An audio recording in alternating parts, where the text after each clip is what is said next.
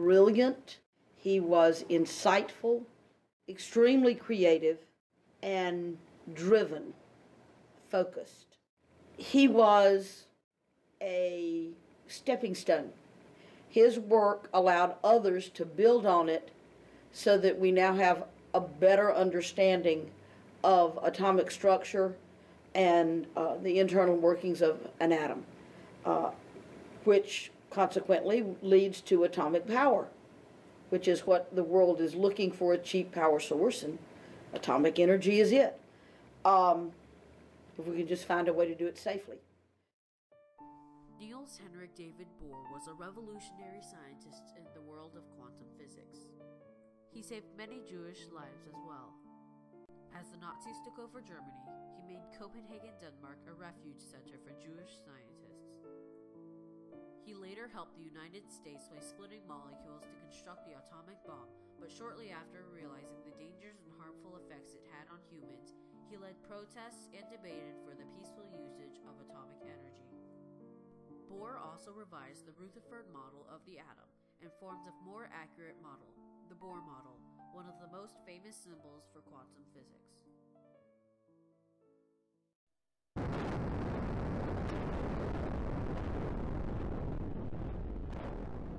Niels Bohr, the master of quantum physics. Niels Bohr was born on October 17, 1885 in Copenhagen, Denmark to Christian Bohr and Ellen Adler. He had two siblings, Jenny and Harold Bohr. Harold was born 3 years after Bohr and became his inseparable friend. Their father, Christian Bohr, influenced both of his sons greatly because he let them listen to debates between him and his fellow colleagues. Bohr attended Gammelholm School, which he went to starting from first grade until university. He wasn't exactly the brightest of the students, but he excelled in his favorite subjects, physics and math. Niels Bohr started going to Copenhagen University in 1903. One of the most influential classes was Professor Hofting's philosophy class. Hofting was a close friend to Bohr's dad, so he let Bohr and his brother listen to a few debates and even get involved in them, which influenced his work in physics greatly.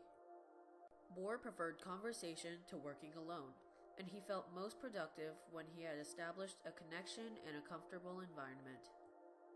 In Copenhagen University, the textbooks failed to keep up with Bohr's academic level, so he started reading scientific journals.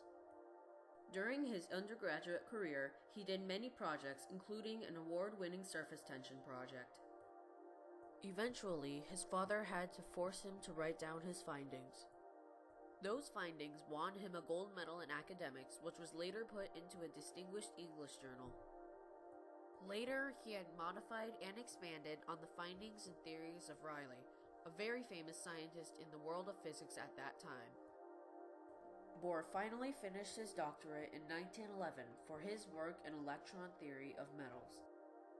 Niels Bohr's leadership and legacy influenced and is still influencing our lives greatly.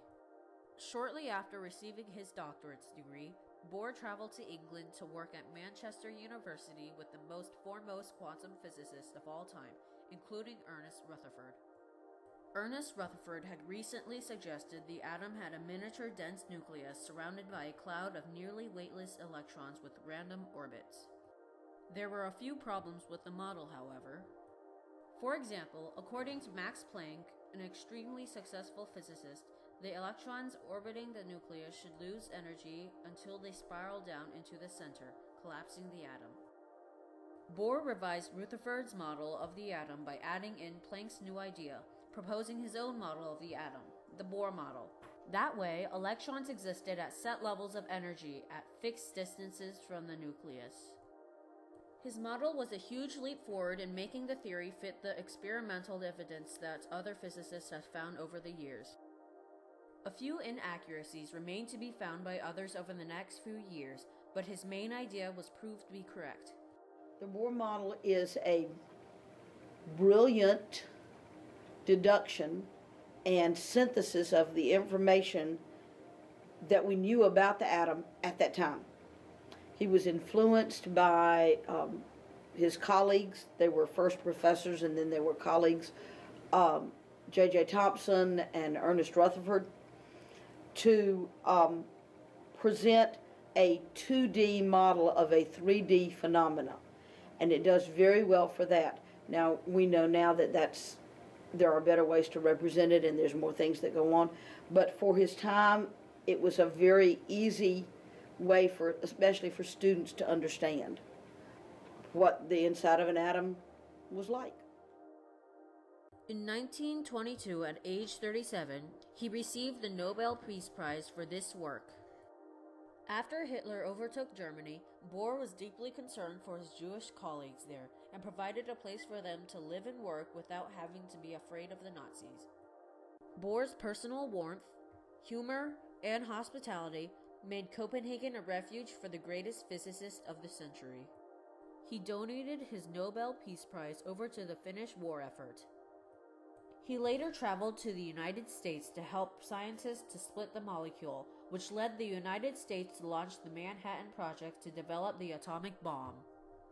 During his absence, Hitler had already taken over Denmark.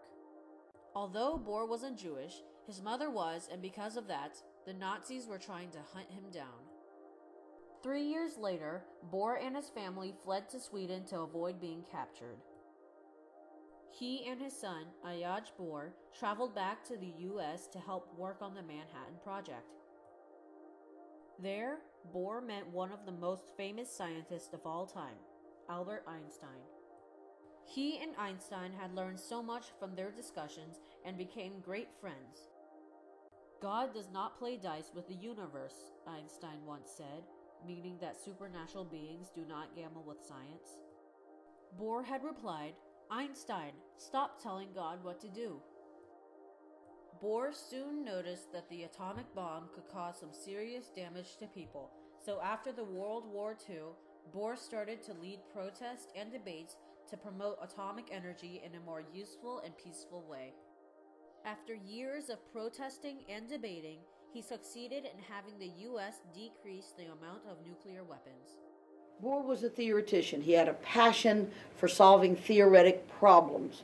He didn't even consider what its use could be in the practical world until he was made aware of it. As the mythos says, whether it's true or not, we don't know, that he was sent a message through the French underground and immediately put into place plans to be rescued and moved to the United States. I would suspect that part of the underlying conditions for him to come to the United States were that he help us. After the war, Niels Bohr returned to Europe and continued to call for peaceful applications of atomic energy. In his open letter to the United Nations, dated June 9, 1950, Bohr envisioned an open world mode of existence between countries that abandoned isolationism. He continued to be active in government, mainly known as the president of the Royal Danish Society all the way until his death. He spoke out for the peaceful usage of nuclear energy, influencing the creation of the International Atomic Energy Agency, which helped limit the power of nuclear energy. He helped put together the Atoms for Peace Conference of 1955. In 1957, Bohr received the Atoms for Peace Award for his trailblazing theories and efforts to use atomic energy responsibly. Bohr was a prolific writer with more than 100 publications to his name. Niels Henrik David Bohr died of a heart attack in Copenhagen on November 18, 1962, at the age of 77 honorably. Bohr is still influencing us today, from the Bohr model of the atom to his help to the Manhattan Project. He left materials and documented what he did in such a way that others could build on it, so that it became a stepping stone for our understanding. He also left a legacy that scientists need to be careful of, which is if you're doing something of a theoretical nature, you need to look and pay attention to what else it might be useful for, or why somebody is choosing to fund your research, to make sure that it is for the betterment of mankind and not for the detriment of mankind.